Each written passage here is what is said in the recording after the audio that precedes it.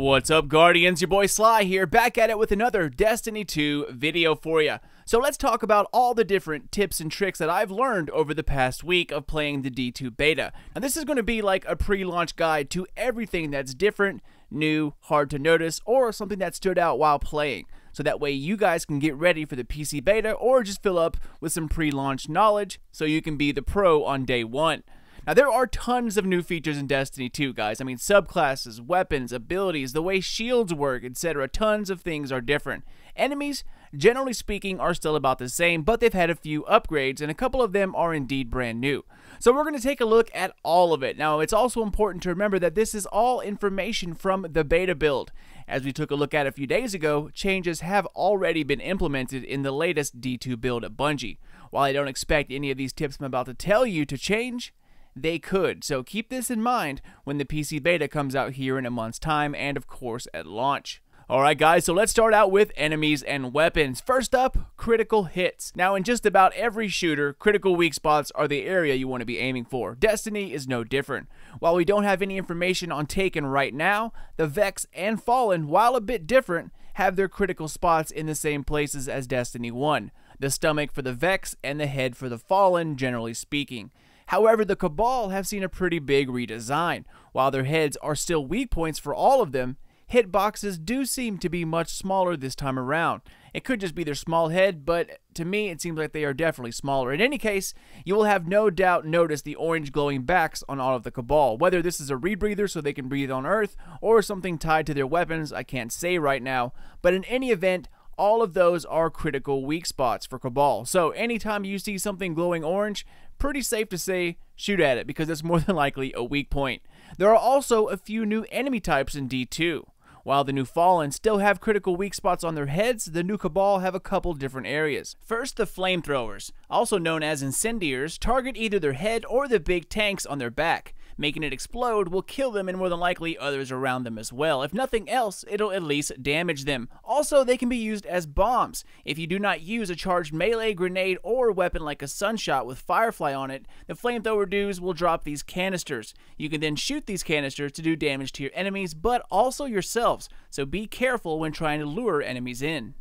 Alright, next let's talk about Shield Bros. Now guys, when I saw that Shield Bros are coming back in D2, I was absolutely pissed. Some of you might recall that the Cabal Phalanx were listed on the top 10 most annoying enemies in games. So that right there says it all. But actually, they're not that bad this time around. While they can still shield bash you across the map, you can now take out their shields by shooting the orange glowing diamond in the middle. Now this works for when they entrench themselves and widen the shield, or when it simply is being held in hand like normal. Hitting the diamond will collapse the shield back in on itself, allowing you to take them out with ease. So if you see a shield and you're having a hard time getting your shots in, shoot the diamond that's glowing in the middle. It will collapse back into the size of the diamond you're shooting at, giving you easy access to critical hits. Scions have rather large heads, but they too have a glowing back that can be hit for critical damage. It's not as big as their counterparts, but it does indeed do critical damage. Next, let's talk about weapons and shield. First off, in PvP, shields now seem to accurately portray the health bar from D1. Now just a word of caution here, this is something I'm still investigating thoroughly, since private matches are no longer available and I have yet to find a group willing to let me experiment in a live Crucible match. It's hard to get extremely accurate numbers from live gameplay, but so far, this looks promising, so just a heads up, while I believe all this is accurate, I am still investigating it. So in Destiny 1, the health bar was split into 3 parts. The first 2/3 were shields and the last third was health. However, in Destiny 1, your total health, like all your HP, your hit points, was split pretty much evenly. Half of your hit points were shields, the other half was health, half and half. In Destiny 2, it looks to be that your health is now 2/3 shield and 1/3 health instead of the half and half that we're used to in D1. Your shield is the strongest part in PvP, and unless you're in a one-on-one battle, back away as soon as your shields go down because your health is nothing in D2. Now back in the day, your shields were gone, you could still stick around and fight. I mean, there was enough there in your health to keep going. This time, it seems to be a one-shot with a high-impact hand cannon or a pulse rifle, critical shots of course, or a few body shots, but actually a few body shots is really overkill. While I still need to look more closely at the numbers, this is the reason why if your shields are down, you can get absolutely melted, which was not the way it was in Destiny 1. If you're in a 2-on-1 battle in D2, chances you'll survive if your opponents are at least a decent shot is extremely slim. So again, if your shields are down and there's more than one opponent, seek cover and keep moving until you can regain health. Try to funnel them in so you can turn a 2-on-1 into 2 separate 1-on-1 engagements. Now as far as numbers go, all Guardians' health seem to be about 70. Your shield seemed to be about 115 to 130 depending on your resilience. Now this doesn't quite make it an even 1/3 and 2/3 shield, but you get my point. It just accurately portrays the health bar now, showing shields taking up a much bigger portion than health. That's now an accurate statement. So it just goes to show you that resilience this time around in Destiny 2 is a huge difference in terms of survivability in the Crucible. 115 to 130, that's an extra 2 shots in some cases, so definitely take that into consideration. Alright, so next let's talk about shields in PvE, but not Guardian shields, the enemies. Bungie has made it a point to make us choose our loadouts carefully. When we all get to familiarize ourselves with all the activities, we'll end up knowing which shields are the most prevalent in which activity, but they have made it so that it is extremely beneficial to match your energy weapon to the enemy shields. However, if you do not have the correct energy weapon equipped, always use an energy weapon on shields, period. Energy weapons, regardless of element, will do more damage to shields than kinetics will do. For instance, take a look at my hunter here. I have 2 submachine guns equipped. One is arc, the other kinetic. They're both same impact, same rate of fire, same attack level. The shield in front of me is solar. Remember, I have an arc weapon equipped. So take a look at the damage numbers on the kinetic versus the arc energy weapon. The kinetic weapon does 40 per bullet on the solar shield. The arc submachine gun, however, again, same impact, same rate of fire, 114 per bullet. That's almost 4 times stronger than that of the kinetic weapon's damage. Now, if you're wondering that it might just be range drop off, I thought that as well. I tried it again because one of them does have limited range. So I stood right in his face and same outcome. So I thought that was pretty interesting. If you have a shield in front of you, matching it up with the correct element is by far the most efficient method. But of course, we only have 1 slot and there are 3 different shields, so it doesn't always work out. Long story short, always use an energy weapon on shields, period, even if they don't match. In fact, it even seems that when you use a kinetic weapon on an unshielded opponent, like a plain red health bar Cabal, kinetics then do more damage than an energy weapon. As you can see here in this clip, I'm using the same weapons again, same impact, same class, same rate of fire. The kinetic weapon hits a 110 critical, while the energy weapon only hits for 99. While I'm not sure this is intended, it seems that unshielded opponents take more damage from kinetic weapons than energy. However, it does not work the other way around. So in one instance, the energy weapon does more damage, the next kinetic, which I kind of like, guys. They have a specific purpose now, and tailoring it to a striker mission is something that I've always loved to do. Alright, so next up, let's dive into some of these subclasses. Supers have changed drastically in Destiny 2, and even though the base super might still be the same, for example, Fist of Havoc and Nova Bomb, same names, but totally different, and using them takes some time getting used to. First, let's go over the Titan, and we'll start with Striker. When using Striker, you have 3 moves that you can do. One is a shoulder charge, which is activated by pressing your melee button. The second is right trigger, which does the usual Fist of Havoc slam. However, it takes more super to slam than it does to shoulder charge. And then the third is height. The higher you are when you activate your Fist of Havoc, the more damage you will end up doing. So remember the days when you used to activate your super after jumping off the side of a cliff or after skydiving off the Cabal ship? Well, this time it does make a difference. The higher you activate it, the more damage it will release. Moving on to the Sentinel Titan, it has a ton of different abilities and is by far the most versatile super out there. Also, a total blast to use. Now, I use a bumper jumper setup on my controller, so I'll just name the buttons by what they're bound to. So to start out, the shield works just like the Aegis shield in the Vault of Glass, if you guys are familiar with that. Press right trigger to do a forward-facing shield bash, and your melee button will do a sort of shield swipe or a slash. These 2 moves can also be used to close in on opponents in the Crucible very, very quickly, but more on that here in a second. The next move is the shield throw, which is bound to your grenade button. Just remember, guys, you only get 1 shield to throw in this specific perk setup, so throw it wisely. Now when the game releases, we can unlock the bottom skill tree and change perks that'll be able to let you acquire 2 shields to throw. The bottom skill tree is a much more offensive based perk set. And finally, there is a shield block, which is your left trigger or your aiming button. However, using the block to close in on distances in PvP is not advised. You'll end up draining your super really fast and end up halfway there without a super and at half health. So try to close distances by using the slash or bash maneuvers while in the air, not on the ground. Being on the ground will cause a small delay between moves, and that's prime opportunity to get taken out. And finally, instead of hitting your super button quickly for the Sentinel shield, you can then long press left and right bumpers to activate the Ward of Dawn. Just be careful though guys, if you're trying to get the Captain America shield, that you don't wait for the animation to be through to let go. Otherwise, you will drop a bubble instead of the shield, so click it once and then release. Next, let's talk about Force Barrier. Now, it pretty much works the same way as it used to in Destiny 1, however, there is a new addition. This time around, the Sentinel has a support-based Force Barrier that can be given to your entire team. When the Titan has a charged melee, and when it's used on a kill, you'll notice a kind of shockwave that spreads out around him or her. If you're on the fire team and close enough to be in the blast wave, it will give you and everyone close enough a force barrier. You can even see it while on a different class. If the right perks are selected, it can also trigger a healing effect for the team as well. In any case, this is a nice little added bonus, especially if there are any more like aura mechanics where a team has to group up together. Imagine how nice a team-wide force barrier would have been in Golgoroth when a Titan, or two, melees a taken thrall while you're in the pit doing damage. While not something you want to call your teammates in for, it's definitely a nice added bonus. So, while we're still on the Titan, let's talk about class abilities. They do have multiple functions. One, in PvP, Titan shields actually hurt an enemy that passes through them. So if you're on a team with multiple Titans, try to make a V enclosure at the edge of a control ring or right on the bomb in countdown. This makes your opponents funnel into the open face of your shield, then attack from that side. If you hurt them, chances are they will back up into your shield and then take more damage. And they'll also be out of the control ring, so they couldn't finish taking it over. They could try, but that means they'd have to walk all the way around your shield and they end up getting picked off, or they could take the quick way through the shield and get hurt even more, possibly even die. It's an absolute awesome tactic if you have 2 Titans on your team.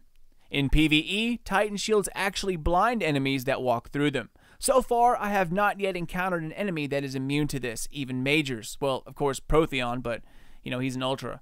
When you see Cabal getting ready to come in for a melee attack, stand your ground, just back up a little bit, and they will eventually blind themselves, making them easy to pick off. However, Majors do have a much stronger melee attack in D2, so be careful. Their Void Omni-Blade looking thing is absolutely crucial. Alright guys, next up, my fellow Warlocks. Guys, our Nova Bomb needs a bit of work. Of course, this is my opinion. But in any event, until we can unlock the other node that speeds up our Nova Bomb a bit, it's recommended that you be close to your enemy in PvP before using it, like a medium sort of distance. Otherwise, it's an easy walk away from it, especially if they see it coming. A cool tactic you can use is that if the tracking messes up or you fear that you'll miss everyone with your Nova Bomb, shooting your own Nova Bomb will then detonate it. This will release large Axion bolts that are faster and track more aggressively than the ones from your grenade. So if it flies over your intended target, just shoot it and then let the Axion bolts clean up the rest. Also, if you're on the Void Walker and perhaps using Blink, in midair, you can press B or circle to activate a secondary glide, so that way you don't fall to your death. It's kind of like a backup jump. As you can see here, just blink like normal, but on your way down, long press B or circle and you'll end up floating down nice and easy. It's pretty much a vertical only thing. It does have some horizontal movement, but it's nothing that you can use in like jumping puzzles or anything like that. Now this is a big deal, and something I think everyone wished they had back in D1. Also, while this is no longer a new discovery anymore, I thought I would add in the clamber mechanic anyways. In this sequel, you can ledge grab like in Call of Duty or in Titanfall. A simple mechanic, but damn is it effing amazing, guys. I mean, it only works facing forward, and you have to approach it in a horizontal fashion. It doesn't have to be directly horizontal, but if you're falling straight up and down and the ledge is in front of you, you have to be floating sort of forward into it for it to kick in. If it's just straight up and down, you're just going to, fly right by it. Also, this mechanic stops working at about neck height, so any ledge from neck down, you can grab onto. However, if it's like, jawline and above, you're not going to be able to make it. Alright, so moving along here, let's talk about the Dawnblade. Now, even though most trailers showed warlocks using it at a distance, I personally would advise against it. They actually do not travel that far and have a terrible arc. For instance, in the area you see in front of you, the part where you have to open the barrier in the inverted Spire Strike, a Warlock's Dawnblade can't even make it across the gap, even if you try to Hail Mary it. And by the time it actually arrives, enemies have already moved. So try to stay at a medium distance or be directly above your enemy. And don't forget about your mid-air dash. When not using your super, press BB or circle circle to perform the Icarus dash, similar to the Twilight Garrison dash the Titan had back in D1, which by the way is a game changer for the rather slow Warlock. However, when your super is activated, you can use it back to back as long as you want, as long as your super still has energy in the bar. As you can see here, just keep hitting BB or circle circle and you'll just keep dashing around all over the place, and it's pretty fast. In the Crucible, it's an absolutely great way to keep out of the fire, and it doesn't take that much energy to use it. I personally would advise to start getting used to it. Just like the Hunter's Dodge, which we'll talk about here in a second, it is an amazing ability in the Crucible as well as PvE. Now, as far as abilities go, an Empowering Rift and Healing Rift can indeed be used together. It can also be used in conjunction with a Titan Shield. It's a pretty powerful move for your team. Also, I found out something pretty cool the other day while messing around in the strike. I was backing up away from the boss and was about to die, so I cast down a Healing Rift, and I didn't know that I put it half on the steps and half on the Vex Milk. Turns out, if you lay your Healing Rift down in the Vex Radiolarian fluid, it counts as arc damage, and the Rift counteracts the damage of the Vex Milk. This in turn triggers your exotic perk on the Risk Runner to stay active the entire time. Since it auto-reloads, it becomes more stable, and it chains lightning, you can hold down the trigger and never run out of ammo for the entire time you're in your Rift. Like I said, it also chains powerful lightning to nearby enemies. Now, while this is kind of cheesy, it's an absolute blast to play around with, especially if you have a team of 3 that are all Warlocks. Also pretty sure this is going to get patched because I was going to post it in the feedback form and it was already there, so try it out while you can. Alright, and next let's talk about our Hunters. While they don't have a ton of different abilities and perks than we're used to, there are indeed a couple of key differences. While on the Gunslinger, Chain of Woe works like the Titan's Force Barrier. If you're close enough when a Hunter gets a headshot, it will actually spread across to your allies. I just recently found this out. It was super helpful. As far as class abilities, they don't do a lot to help out your teammates, but the 2 different dodges are pretty awesome. Now, the dodge does a couple of different things as well. Not only does it reload your ammo, it increases your melee reach. While on the Ark Strider subclass, once you dodge and extend your reach, you can then melee an enemy. Once it dies, your dodge will then instantly be reloaded, starting the process again. Now, it has to actually kill the enemy to refill your dodge. Once you get the flow of how this works, you start to realize that this is a pretty powerful ability. It's no Night Stalker, but still great to use. Also, you can trigger a talent called Combination Blow. Once it procs, it refills your health and makes your melee 3 times as powerful. This works in synergy with your dodge. Again, every melee allows you to dodge and then reload. Now, this works nicely with heavy weapons or hand cannons. Alright guys, and finally let's talk about the Ark Strider Super. While similar to the Blade Dancer, it does contain a few different maneuvers. You start your super in the normal way. You can kind of do a slash with your spear or staff by pressing the melee button. Just like the Blade Dancer, if you're on the ground, you can send off a shockwave similar to Razor's Edge as you see here. This is done by the right trigger. Now, it doesn't extend as far as Razor's Edge, but it's a pretty powerful ability and can kill multiple enemies in one go. And next, you can do a ground slam. This is by far the most powerful ability in the super and can kill everything around you in a fairly large area. You have to be in the air for this to work. It's a huge area of effect, so simply be in the air, hold right trigger, and it'll do a ground pound. And finally, my favorite part is that you can dodge while your super is active. It's activated in the same way as the mid-air dodge for the Warlock or the Hunter ability. You simply press crouch button twice real fast. You do this sort of acrobatic dodge that, when used in the Crucible, is extremely hard to land shots on just because of how fluid and fast you become. It works just as well in PvE. However, this does more than just look good. It actually has a purpose. If you dodge your way to enemies, your next immediate hit with your staff or spear will do AoE damage, which stands for area of effect. Now, it's not as powerful as the in-air slam with right trigger, but it can take out multiple enemies, and it uses way less energy. So if you just have 2 or 3 enemies that are lined up, it's a great way to take them out with just one swing. Save the large ground pound for when a bunch of enemies are grouped up. And the final thing I can tell you guys about the Ark Strider is a combination move. For those familiar with sword bearing and Crota, the same combo you use with the sword, which is melee right trigger, can be used with the Ark Strider as well. It does this kind of tumble behind the back, kind of slashed in a different way. Now, whether it does more damage, I can't say. I haven't really, paid that much attention to it, but it does do a different maneuver than normal, and it definitely looks pretty cool. So all you have to do for the combo move is the same combo with the sword, just melee right trigger. A lot of buttons to remember across various amounts of subclasses, but they are really worth learning.